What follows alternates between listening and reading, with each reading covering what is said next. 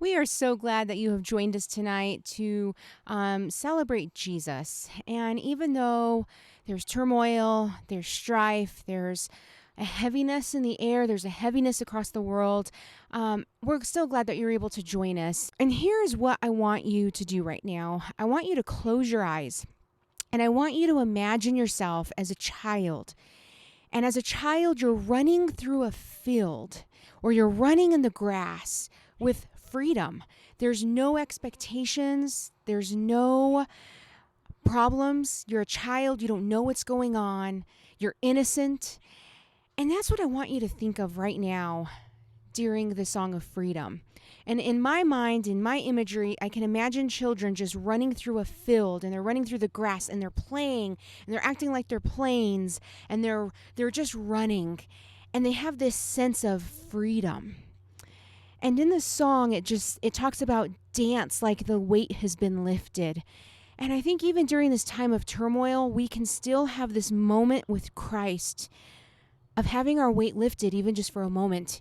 If we live in this moment of panic, in this moment of just this moment of always being in battle, we don't ever have refuge. And so let God just take all of these burdens and have a moment of freedom, and let him take these burdens, even though it may just come right back to us. Give yourself a moment of freedom.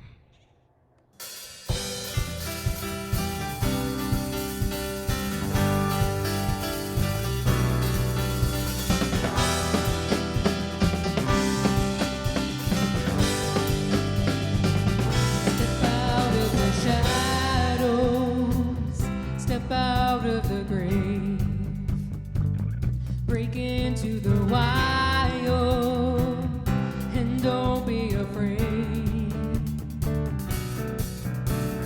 Run into wide open spaces, graces waiting for you.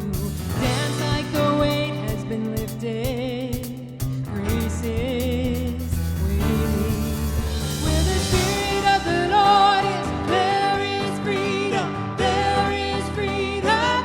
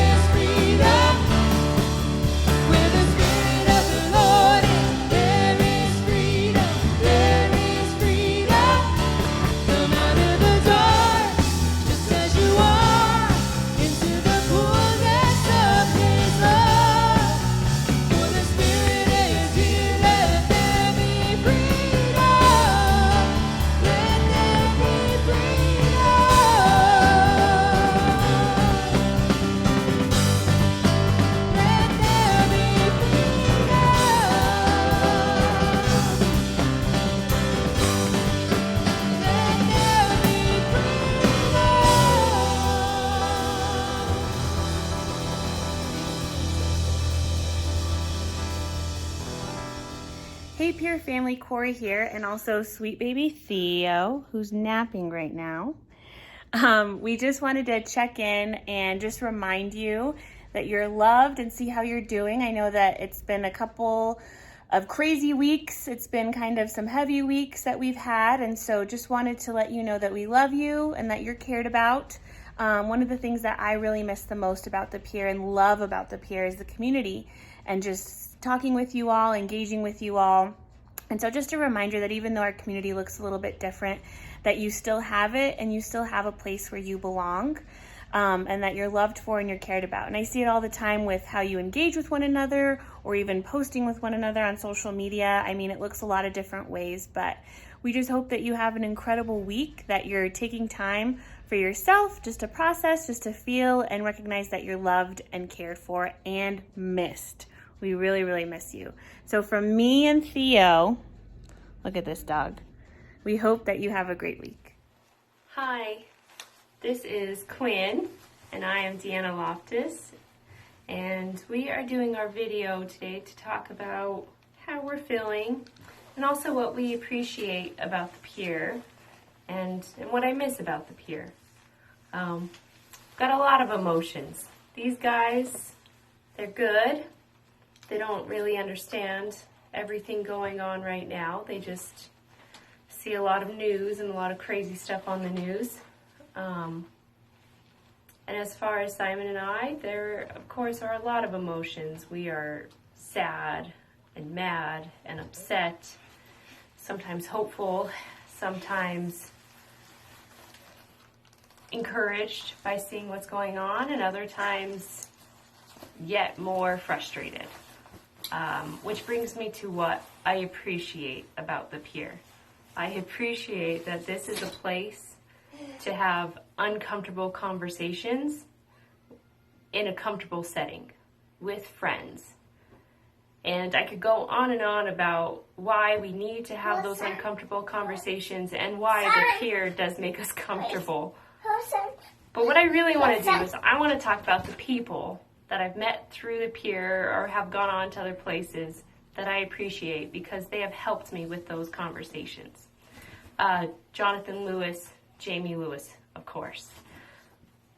Could go on, but of course. Javier and Gwen, or JD. Our other Javier, Jared Mira, Jared Ortiz, Bernadette and Ronnie, Donnie and Megan, Tiffany, Heath Garcia, needs all of the appreciation. Gabby and Pat are fantastic. There's Maral, there's Haley and Asante Relaford, and people who have even left are still so encouraging. 1 second, buddy. Cortisone, Jesse, Sarah Tutomundo, Vanessa, Risa. Oh my gosh. All of those people I love and I appreciate. And that's what I appreciate about the Pier. I love you guys. Hey everybody, Pastor Jonathan here, and I am so thankful that you all continue to stay connected with us here in the Pier each and every Wednesday through our weekly videos. It is Tuesday night. The kids have gone to bed. Jamie's upstairs relaxing and reading, and I am in peak dad mode. Because you see, we got a brand new garage door installed today. And so I'm out here enjoying my brand new garage door. And you see, I'd love to show it off to you because we don't usually appreciate this side of things.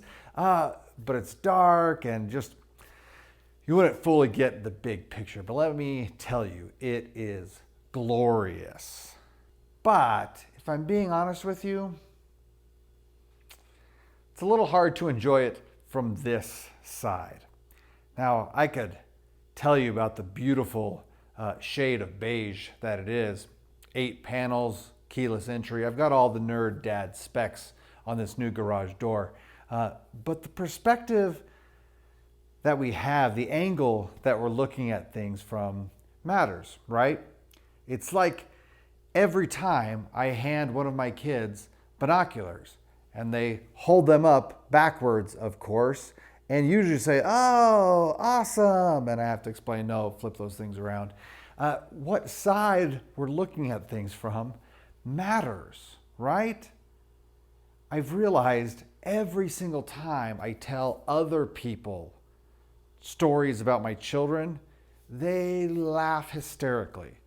The throwing grapes into the ceiling fan, I have yet to tell someone that story and not have them laugh, right? And usually as I can go on and on about, oh, my 3 boys are going to drive Jamie and me nuts and all their shenanigans, other people just thoroughly enjoy those stories, right? And they usually, at least folks who are a little further ahead in life than Jamie and I, always say the same thing, right? They say, value this time, right? Because they're looking at our stress and our crazy lives with our 3 boys from a different perspective. They're on the other side of the door.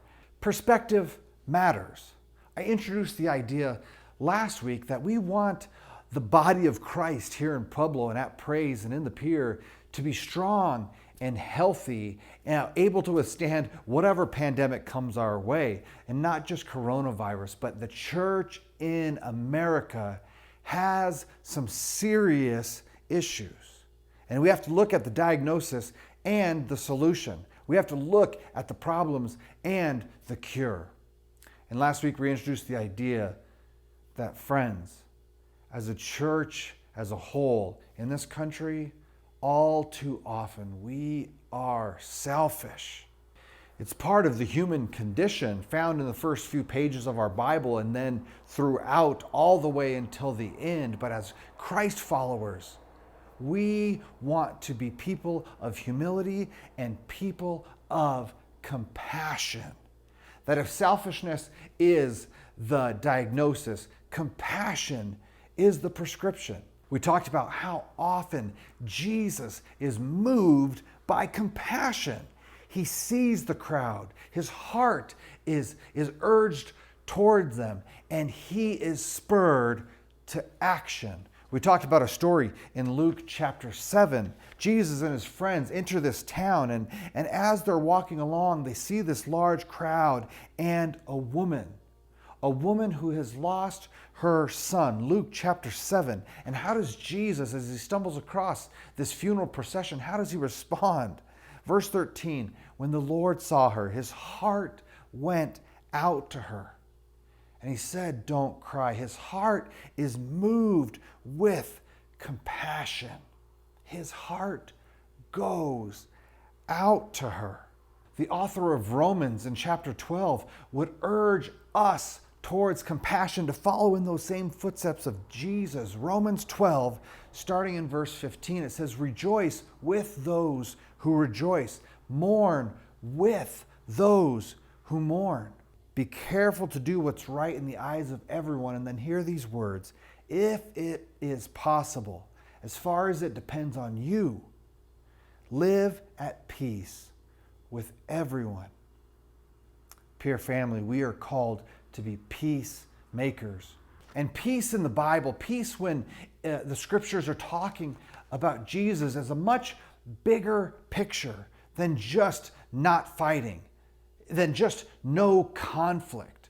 Peace is this idea of shalom, this fullness of God, this fullness of God, this compassion of God, this heart of God. When we experience the peace, when we are peacemakers and we extend that peace out into the world, we're showing people who God is like, his presence among us. We are called to mourn with those who mourn.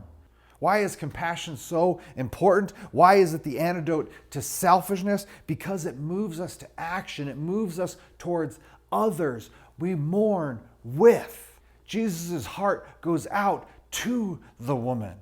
Compassion moves us. Compassion keeps us from standing on the sidelines. Compassion keeps us from merely acting out of some type of religious compulsion so that we can check mark our good Christian deed of the day. Compassion moves our hearts towards others so that they can experience the heart of God.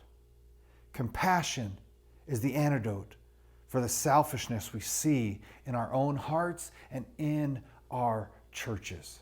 The Lord mourns with those who mourn. And my friends, can I just say, I don't fully understand why we are not mourning as a nation. Over 100,000 people have died from coronavirus in this country. So many brothers and sisters of ours in the faith have passed. And we continue to debate what physical restrictions and physical distancing requirements we should adhere to.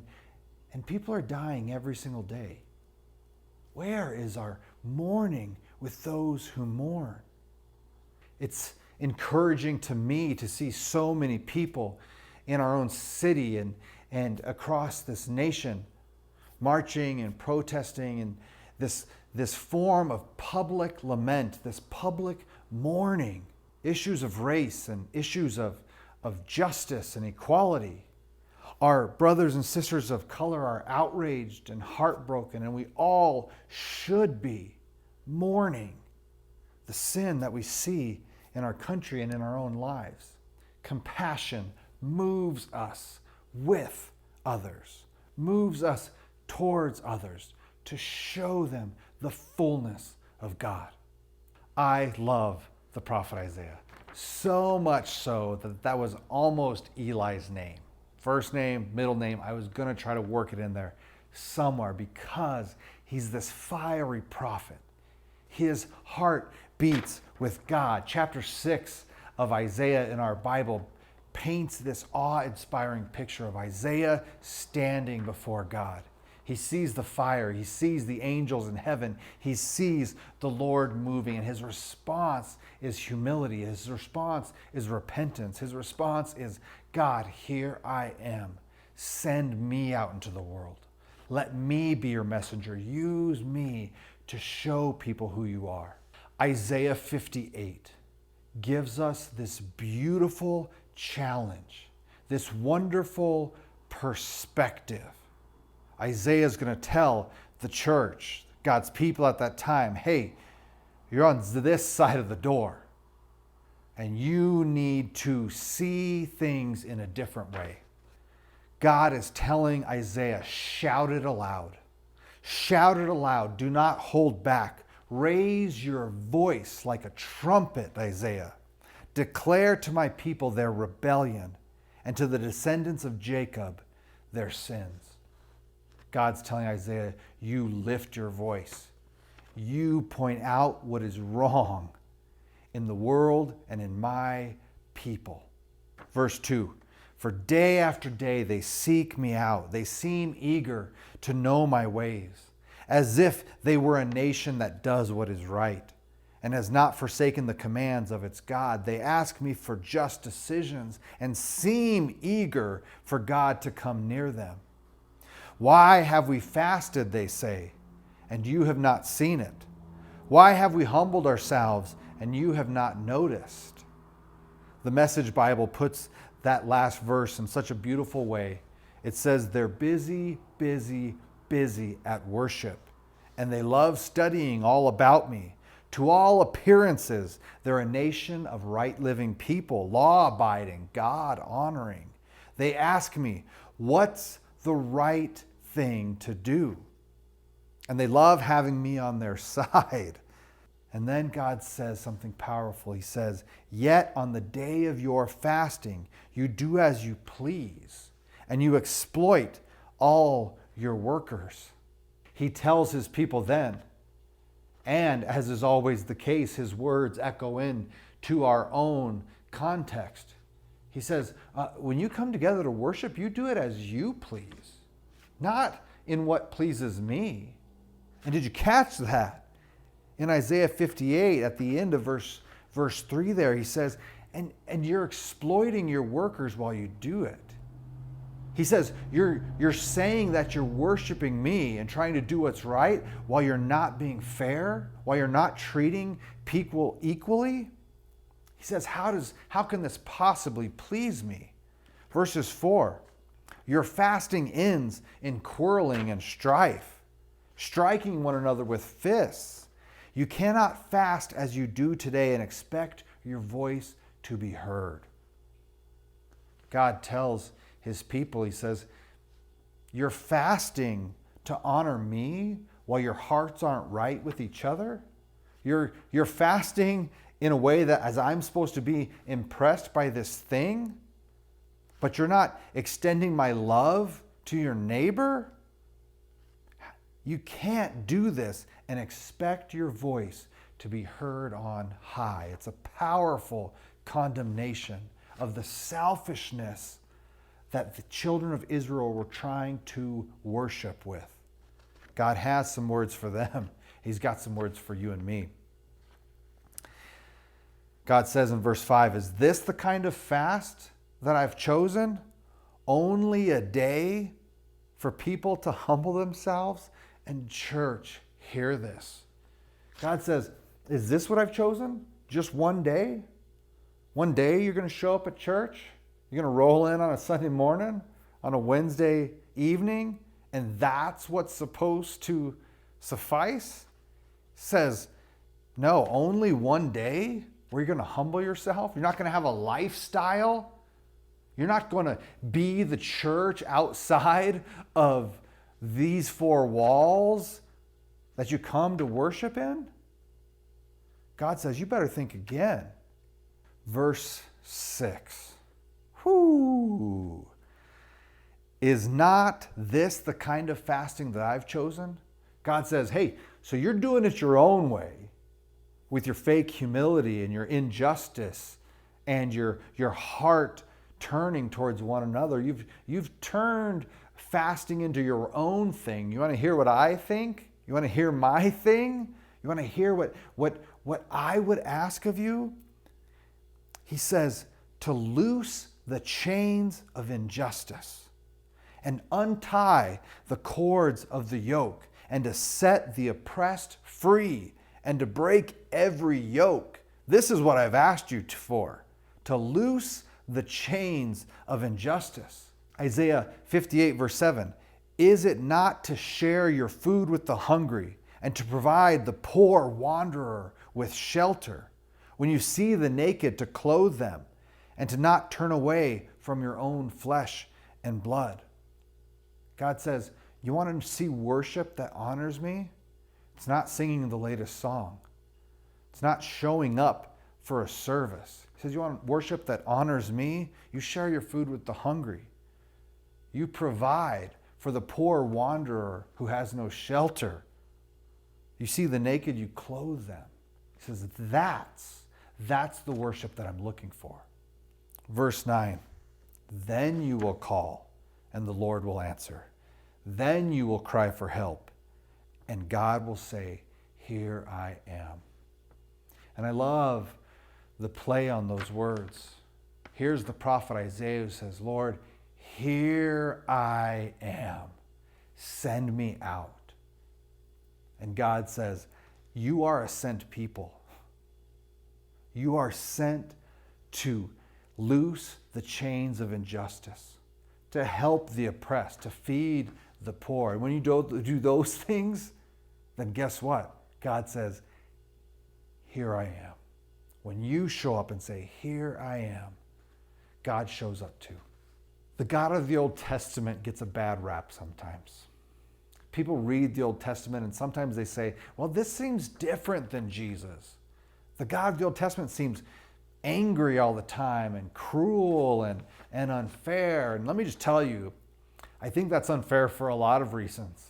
But when people say that the God of the Old Testament is somehow different from Jesus because Jesus is all about love, can I just tell you, the God of the Old Testament and the New is a God of justice. My brother, Dr. Cornel West, says justice is what love looks like in public. Justice is what love looks like out in the open. And the God of the Old Testament, his heart beats for justice. And catch this, not not just justice for his people, but justice from his people. God expects his people to be people of justice, to pursue justice, to reach out, to be people that spur on and encourage justice in the world. Because in doing so, we show people what God is like. The prophetic book of Amos, chapter 5, starting in verse 21, again has God speaking strong words. He's telling his people, I hate your religious festivities, your assemblies, your gathering together. It's a foul stench to me. Church, can I just tell you, I'm excited for the day that we're together again on Wednesday nights in the pier, on Sunday mornings at Praise. I'm a people person. I lean hard on the value of community. I miss you all so much. I can't wait for that day. But can I just tell you, let's be careful in clamoring to return for the sake of returning. Let's be careful to push back against the expectation that Christians just go to church. Let's be careful to not prioritize our American rights over biblical principles that God says you live out. He says you don't just go to services. He says you guys just getting together because that's what you do. I hate that. He says your religious gatherings and your songs, if they're empty words, if they're not accompanied with lifestyle change and going out to love our neighbors and feed the poor, he says, if you're just doing your religious thing, don't bother. Amos would go on, I hate your religious festivals, your assemblies are a stench to me. Even though you bring me burnt offerings and sacrifices, I will not accept them. Away with the noise of your songs. I will not listen to the music of your harps. Gosh, there might not be stronger words throughout the Bible when God's saying, don't bother with that nonsense. Why? Because the people then, and if we're not careful, you and me, the church today in America will miss the point. What's the point? Amos chapter 5, verses 24.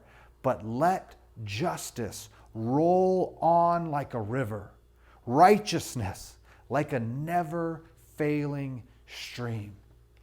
God says, keep your empty words and religious rituals. I want justice and righteousness to flow through the world. Part of why my middle son is named Micah is because another powerful prophet of God speaks in Micah 6:8. He says, God has told you, brothers and sisters, God has told you, men and women, what is good and what he requires of you: to do justice, to love kindness, and to walk humbly with your God. Church, can we be people of justice? Can we love kindness and walk humbly? What is justice? You're hitting that pretty hard, Pastor Jonathan. It's not me, right? I'm reading scripture to you, but what does justice have to do with compassion? You see, compassion moves our hearts to action. Again, justice is love out in public. It's compassion moved out into the world. Justice is showing people that God cares enough for them to do something about it. Without compassion, there can't be any justice. Because compassion moves us moves us towards. May we be people of compassion. A few years back, in one of my seminary classes, we were having a group discussion when one of my classmates asked the beautiful, challenging question, can't we all just get along? And as another classmate referred to Rodney King, one of the younger gals in my class raised her hand and very sincerely said, "Who is Rodney King?" And it turned into kind of a lighthearted discussion of age and context, as if someone had just referred to their favorite R&B song or their favorite early 2000s pop punk tune. But that question stuck with me. Who is Rodney King? And church, who is Eric Garner? Who is John Crawford? Who is Amadou Diallo? Who is Sandra Bland? And you see, compassion reaches out and holds people close to our hearts, draws people closer to the heart of God. A few years back, Janelle Monáe came out with this protest song of sorts, and it chants through the names, the victims of violence and oppression. Miriam Carey, say her name. Miriam Carey, say her name. Miriam Carey, say her name. Miriam Carey, say her name. And have made it a practice of mourning when incidents, when people become tragedies of injustice. I find some time by myself and I listen to the song and as it goes through these different stories. Emmett Till, say his name. Emmett Till, say his name. Emmett Till, say his name. Emmett Till, won't you say his name? Say his name. Say his name. Say his name. Say his name. Say his name. Say his name. Say his name. Won't you say his name? It reaches this point at the end where this man begins to shout names. And you can hear his voice cracking. And you can feel his heart breaking. Tommy Yancey, say his name. Tommy Yancey, say his name. Tommy Yancey, say his name. Tommy Yancey, say his name. Jordan Baker, say his name. Jordan Baker, say his name. Jordan Baker, say his name. Say his name, won't you say his name? Amadou Diallo, say his name. Amadou Diallo, say his name. Amadou Diallo, say his name. Amadou Diallo, say his name. Say his name. Say his name. Say his name. Say his name. Say his name. Say his name. Say his name. Won't you say his name? And that's when my tears flow. And that's when I mourn with God, because I imagine God's heart breaking and God's voice cracking, because He's a God of compassion. His heart goes out, and it goes out to those who need Him most. It goes out to those lying on the ground, taking their last gasps of breath. And my friends, my prayer is that His heart would go out with us into the world. We close our time tonight with a song that has often spoken to my soul. a song that has often lifted my weary spirits. It's an older song by David Crowder. And I think oftentimes when we think of worship, we think we have to be at our best. So we think that we have to be at our most joyful to bring God our blessings and happiness. And sometimes when we fall short of that, sometimes we feel like we don't have that to give, that it hinders our worship. And what I love about this song is it says, just like the little boy who gives the loaves and fish to Jesus, the song says, this is all I have. This is all I have. But I bring it to Jesus. And in his hands, it becomes so much more. It's a song of worship that says, even though this isn't much, God, I give you all that I have. Can we do that in the coming days, in the coming weeks, my friends? Take what little we have and give it to God, and let him multiply it into the world for our good and for his glory.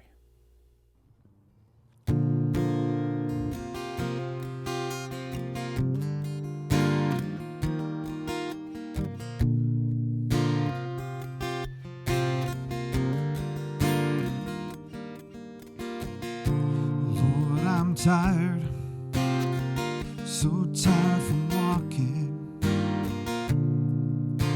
Lord, I'm so alone. And Lord, the dark is creeping in, it's creeping up to swallow me. I think I'll stop and rest here a while.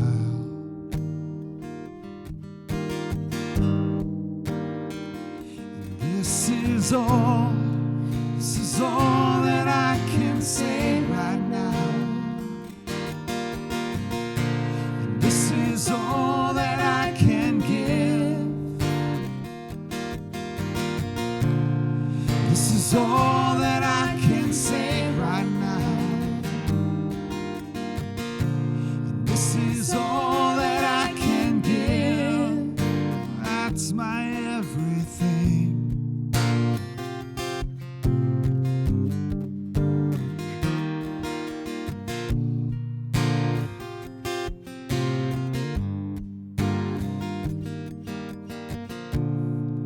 And didn't you see me crying? Oh, and didn't you hear me call your name? Wasn't it you I gave my heart to? I wish that you remember where you set it down. And this is all that I can say right now. I know it's not much, but this is all that I can give. That's my everything. This is all that I can say right now. I know it's not much, but this is all that I can give. And that's my everything. This is all that I can say right now. I know it's not much, but this is all that I can give. And that's my everything. This is all that I can say right now. I know it's not much, but this is all that I can give. And that's my everything.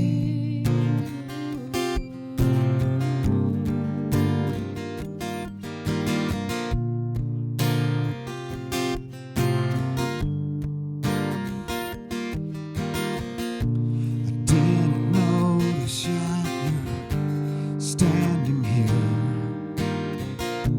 I didn't know that was you holding me. I didn't notice that you're crying too. was you washing my feet. And this is all that I can say right now. I know it's not much, but this is all that I can give. That's my everything. This is all that I can say right now, right now. I know it's not much, but this is all that I can give. That's my everything. That's my everything. 'Cause that's my everything. That's my everything. That's my everything.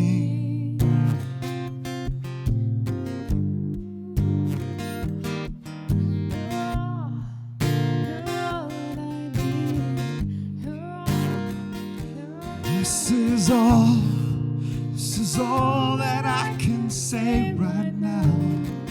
I know it's not much, but this is all that I can give. And that's my everything. This is all that I can say right now, right now. I know it's not much, but this is all that I can